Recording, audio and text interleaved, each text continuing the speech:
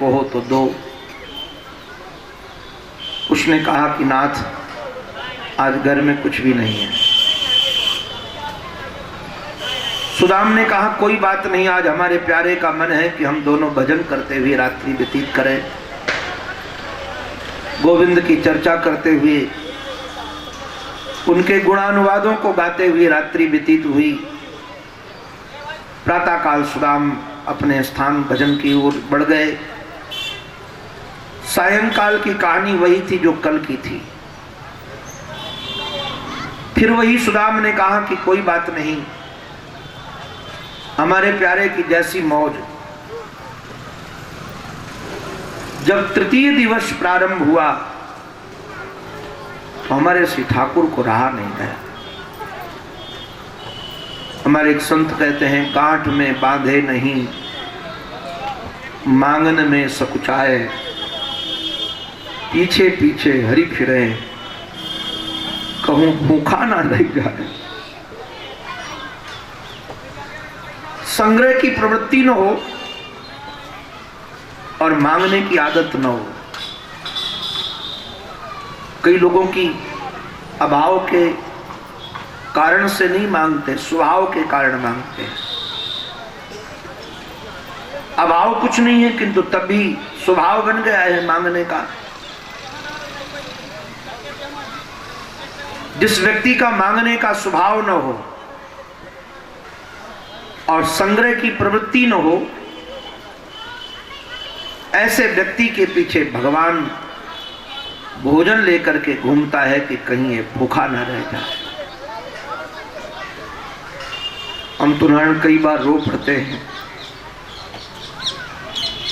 यहां रोग बाद में आता है, दवा पहले आती है। भूख बाद में लगती है, भोजन पहले तैयार रहता है। इतनी बढ़िया व्यवस्था, उसके बाद भी यदि हमारी आस्था परमात्मा पर नहीं है तो हमारे से बड़ा पामर इस दुनिया में कोई नहीं। जो समय से भोजन की व्यवस्था करता है, समय से निवास की व्यवस्था करता है, समय से कपड़े की व्यवस्था करता है, उसके बाद भी हम उसका भजन नहीं करते, संसार की चर्चा में लगे रहते हैं, तो हमारे से बड़ा पामर कौन होगा। तृतीय दिवस भगवान को लगा कि ये तो आने वाला नहीं है, मैं जानता हूं इसके स्वभाव को, प्रारब्ध में है नहीं, और बिना मांगे यदि मैं दूंगा तो परंपरा गलत पड़ेगी, क्या करूं। भगवान ने विचार किया कि सुशीला के चित्त में ऐसे भाव जगाऊं जिससे वो इनको मेरे पास भेज दे। एक ब्राह्मण बनकर के भगवान सुशीला के दरवाजे पर जाकर के आवाज लगाई, मातुहु भिक्षाम देहि, मातुहु भिक्षाम देहि। सुशीला को लगा कि कोई लेने वाले ब्राह्मण भिक्षा हैं, दो चार बार पुकारेंगे चले जाएंगे, किंतु ये भगवान जाने के लिए नहीं आए हैं, ले जाने के लिए आए हैं। बार बार पुकारने के बाद जब आवाज नहीं आई, भगवान शांत होकर फिर थोड़ी देर के बाद पुकारते हैं, नारायण कैसे कहूं, सुशीला मैया के पास एक ही साड़ी थी, वो भी कई जगह से फटी थी, छिद्र छिद्र थे। उनको लगा कि कैसे मैं निकल कर जाऊं। धीरे से दरवाजा खोलकर अपना मुख बाहर निकाल कर कहा, महाराज मैं प्रणाम करती हूं, श्री चरणों में प्रार्थना करती हूं कि मैं देने की स्थिति में नहीं हूं, आप किसी और घर से मांग लीजिए। भगवान जो ब्राह्मण बने थे उन्होंने कहा कि आप देने की स्थिति में क्यों नहीं हो। सुशीला को लगा कि यदि कहूंगी घर में खाने को नहीं है तो लोग यही कहेंगे कि भजन करने वाले की यही दशा होती है, हमारे गोविंद का नाम खराब होगा। युक्ति से उन्हें विदा करना चाहती थी। कहा, महाराज हमारे घर में सूतक लगा है, सूतक भगवान ने कहा जन्मने का है कि मरने का है? घर में कोई मर गया है तब सूतक लगा है कि कोई जन्मा है तब सूतक लगा है? सुशीला ने कहा कि महाराज जन्मा है। कौन जन्मा है? इतने कितने दिन सूतक के हुए? बोले मेरे घर में दरिद्रा रूपी संतान उत्पन्न हुई है और लगता है कि जब से उत्पन्न हुई है तब से ये सूतक लगा है और जब तक जीवन रहेगा तब तक ये सूतक रहेगा ही रहेगा। भगवान सावधान होकर के बोले कि देवी एक बात कहूं, जीवन में कभी संपत्ति तो कभी विपत्ति आने जाने वाले हैं, किंतु जब कभी जीवन में विपत्ति आए तो मित्रों का सहारा लेना चाहिए। सुशीला ने कहा महाराज क्या कहते हो, जब विपत्ति आती है तब मित्र ही कहाँ रहते हैं? बनी बनी के हजार यार होते हैं, जब बनी बिगड़ जाती है तो दुश्मन हजार होते हैं। हम गरीबों का न कोई रिश्तेदार है और न कोई मित्र है, हम अकेले हैं।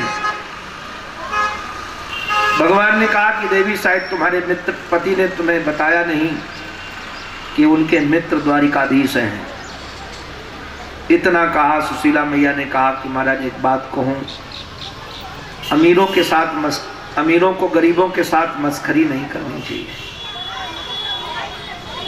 आप हमारी हंसी उड़ा रहे हो, जिसके घर में खाने का ठिकाना नहीं है उसकी दोस्ती तुम द्वारिकाधीश से बता रहे हो।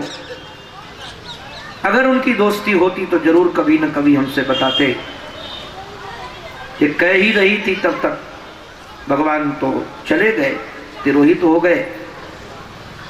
संध्या के समय जब सुदाम आए, सुशीला ने प्रणाम करके कहा कि नाथ एक बात पूछूं, आपने अभी तक ये बात बताई नहीं मुझे कि आपकी मित्रता द्वारिकाधीश से है। सुदाम चौकन्ने हो करके बोले तुम्हें किसने बताया? सारी कहानी बता दी। सुदाम के गंगा जमुना बह पड़ी। सुशीले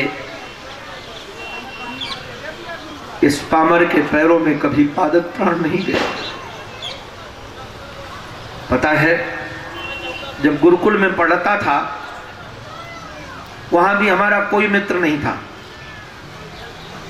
एक दिन पाठ भूल गया, गुरुदेव ने पाठ भूलने के दंड में समिधा लाने का दंड दिया कि जंगल से लकड़ियां लेकर आओ। जंगल में जाकर सूखी सूखी लकड़ियां इकट्ठी की, बोझ बनाकर उठाने लगा तो बहुत वजन था। लोभ लगा कि लकड़ियां निकालू नहीं, सारी गुरुदेव के पास पहुंच जाएंगी तो अच्छा होगा। बड़े पुरुषार्थ के बाद जब मैंने बोझ उठा लिया, अब लगता था कितनी जल्दी गुरुकुल पहुंच जाऊं।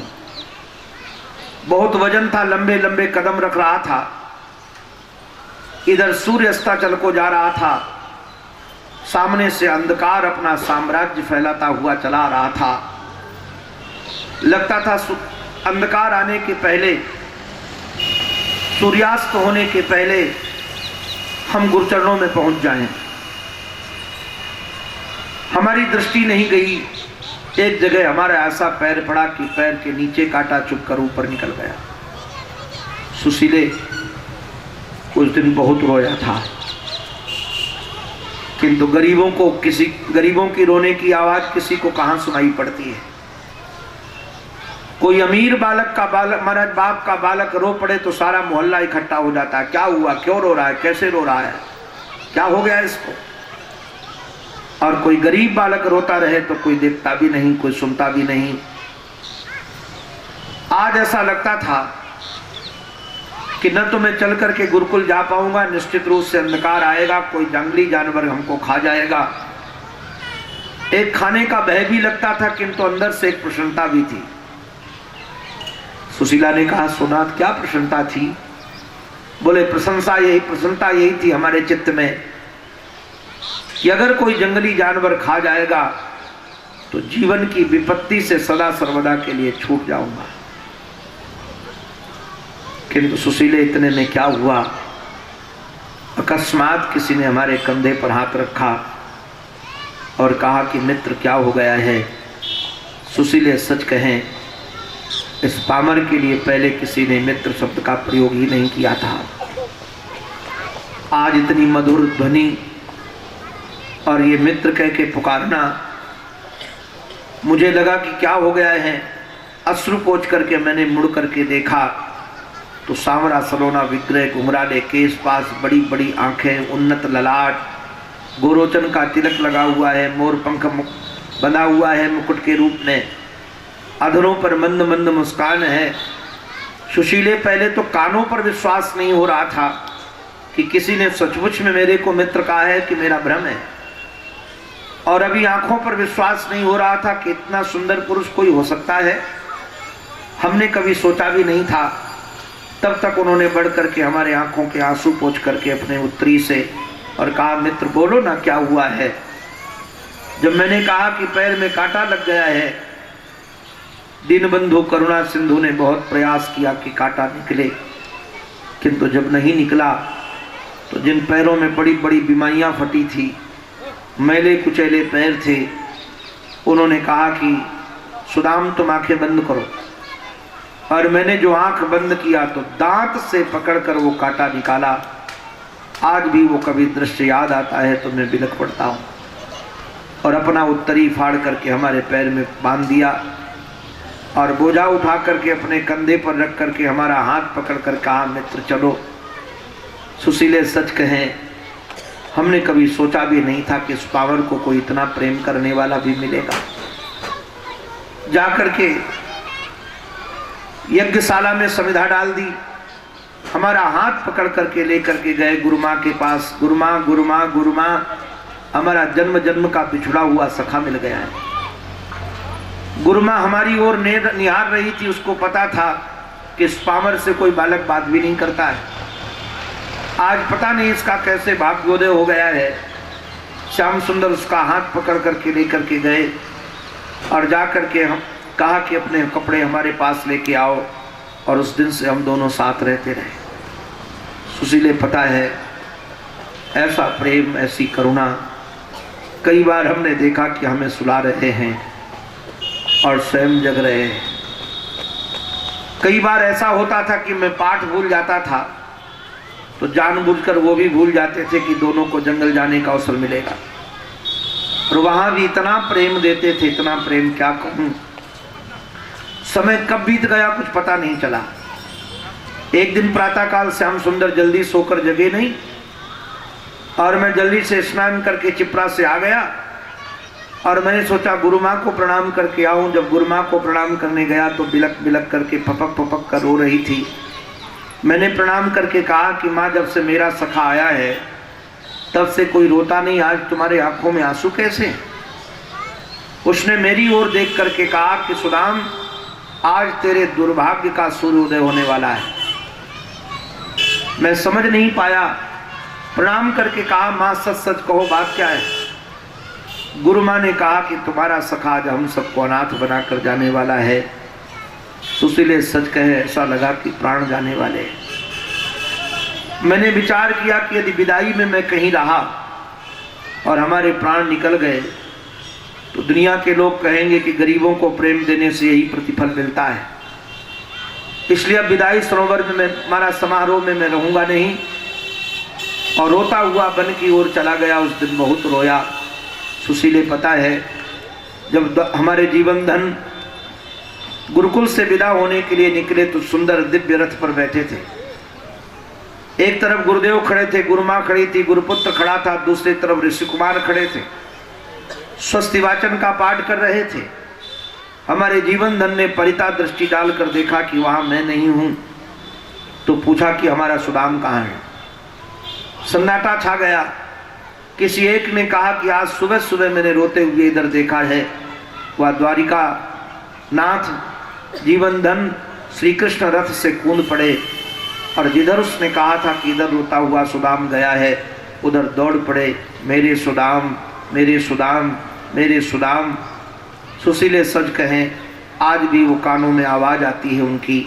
आकर पास में बैठ गए। क्यों रे बाबरे, कोई ऐसे रोता है? इस दुनिया का शाश्वत नियम है, जो मिला है वो बिछुड़ेगा। हम दोनों मिले थे, और बिछुड़ेंगे, किंतु ऐसे नहीं रोते। हृदय से लगा करके कहा, मित्र एक बात कहूं, हमारे जीवन में बहुत दायित्व है। मेरी मां 19 वर्ष सोई नहीं है, मेरे पिता ने बहुत पीड़ा सही है, हमारे परिवार वाले लोग कंस के भय के कारण भाग भाग करके दूसरे प्रांतों में, दूसरे देशों में चले गए।